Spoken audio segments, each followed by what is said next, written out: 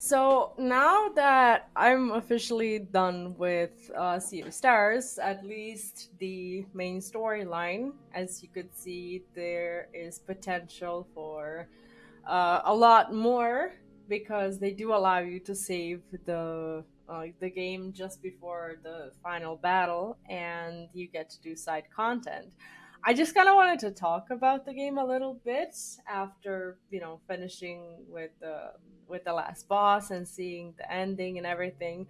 I'm not sure if but there are multiple endings, by the way. This is the one that I guess rolled for me by default. I don't know if there's another one that is different based on your progression in game or something like that. I'm gonna have to research that.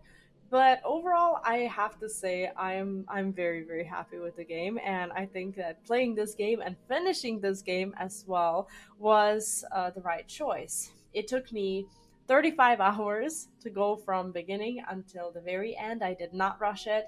I did do some side content like quests and other things, and I overall had a very, very, very, very good experience. There are some highlights apart from the obvious ones that you can see from basically the game trailer itself. You can see that the art is amazing. You can see that the game is just a giant love letter to JRPGs in general, but what you can see is the small, well, the details, not the small details. Something like, let's say, the game's soundtrack being so epic is not something that I would call small. It's what I think is amazing about this game, especially if you're a fan of good soundtracks, is that you are not disappointed at any point of the game. So the combat soundtrack is amazing. Each zone has its own I guess vibe and its own way of I don't know, kind of drawing you in. Hi Felcaster, welcome back. What's up? You have to do the side content to beat it again by lighting up all the runes, the monument they show you at the end. I see. Thank you for that. I didn't know how we can actually, I guess, get to the other ending. This is the first one, and I guess this is not the true ending, I suppose, since you do have to beat the game again and probably do some extra content for the actual true ending of the game. So there's still stuff left to do.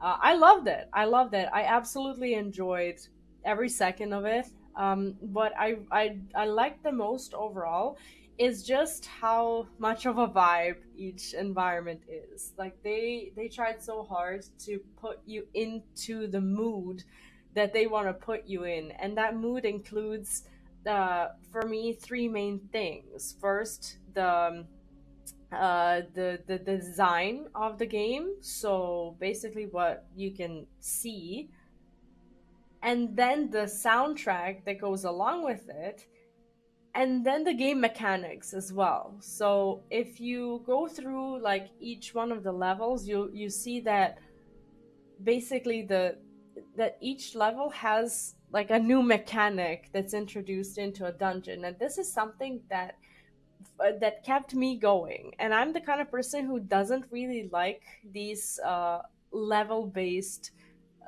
games, I guess. I do like the story, and I get tired of continuously running through dungeons. This is not something that happened to me with Sea of Stars, because Sea of Stars felt like a new game in each dungeon because there was a different way every single time to do either puzzles or to do something in the combat. And some of the best things that they introduce into the dungeons, you get to carry it over. For example, like the hook mechanic or the one with the wind or whatever. These you get to keep, and I thought that was great. But it was also nice to see something that you kind of assume you're not gonna see again, kind of like, I don't know, pushing those rocks and like breaking those little spikes on the ground with those balls or whatever it is that you're pushing. And then the day and night mechanic where you get to like shine on different things. I thought that was dope. Like everything was really really good, and I'm not surprised that it took them ages to deliver on this experience, because you can see that it was crafted with a lot of love. I personally really enjoyed the short cutscenes, like the ones where they actually drew the characters, and I understand. Like I'm not a, okay. I can't lie to you. I don't actually understand if these are difficult or expensive or whatever to make. I'm pretty sure that they did as much as they could with the time they had, with the budget they had. And maybe this is the experience that they wanted to provide.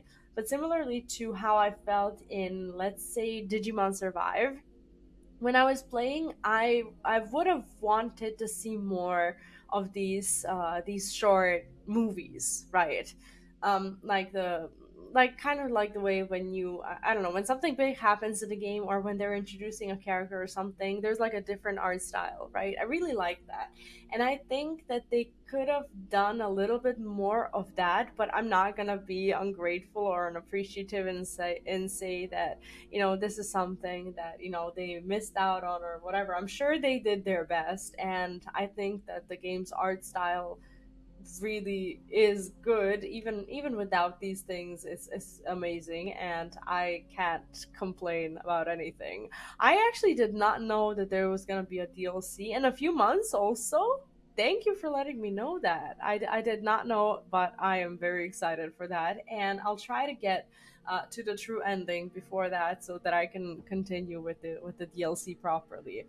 But yeah, overall, I had a fantastic experience. It's one of those games that I think that anyone who loves JRPGs should try at least. And it's a short game if you want to make it short. I guess some people can finish it in 20 to 25 hours. Like I said, it took me 35. But you also know I play very slowly and I talk a lot and whatnot. So for me, it was an optimal amount of time for me to finish the game, but I adore it. I absolutely love it, and I can't wait to do more side content and actually see what the game has to offer, like as a full experience, right? Especially before the DLC. I think it's gonna be great. The game I highly recommend, and I think that there's no reason for someone who loves JRPGs to not give it a shot. It's very nostalgic. Some people say that it's very similar to, well, not similar, but like a love letter to Chrono Trigger. I've never played Chrono Trigger. I wish I had, but unfortunately, I've never gotten around to. But if you like something like that, from what I've heard, at least, this experience is very similar to that. So I think that you might just end up enjoying it. But yeah, I very much recommend this.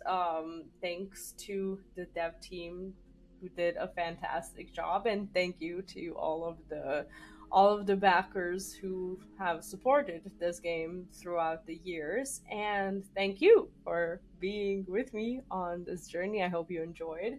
And yeah, that's pretty much it when it comes to Sea of Stars. I will make sure to update the playlist on YouTube with this latest video. So if you, for some reason, don't want to play it, but you would like to see the playthrough, you can watch through all of that.